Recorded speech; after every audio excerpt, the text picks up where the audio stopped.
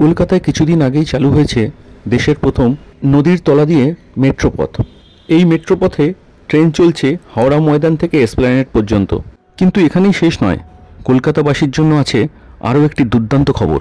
এরপর গঙ্গার তলা দিয়ে যানবাহন চলাচল ব্যবস্থার পরিকল্পনা করা হচ্ছে। আর এই উদ্যোগ নেওয়া হয়েছে কলকাতা বন্দর কর্তৃপক্ষের তরফ থেকে। বিশেষ করে পণ্যবাহী গাড়ি চলাচলের জন্যই এই উদ্যোগ নিয়েছে কলকাতা বন্দর কর্তৃপক্ষ। বর্তমানে কলকাতা বন্দরে আসা যাওয়া করা গাড়িগুলো যাতায়াত করে এই পথে, মানে খিদিরপুর, বিদ্যাসাগর সেতু এবং কোনা এক্সপ্রেসওয়ে।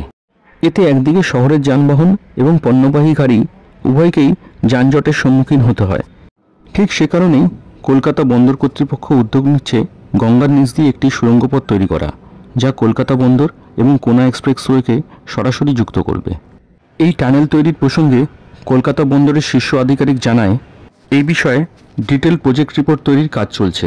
রিপোর্টটি দেখে টানেল তৈরির কাজে হাত দেওয়া হবে। তিনি আরও জানান, এই টানেল তৈরি হলে বন্দরে আসা যাওয়া করা ট্রাকগুলো দ্রুততার সাথে পণ্য পরিবহন করতে পারবে এবং সেই সঙ্গে শহরের যানজটও কম হবে। 6 লেনের এই পরিকল্পিত টানেলটির মোট দৈর্ঘ্য হবে 1.5 কিলোমিটার।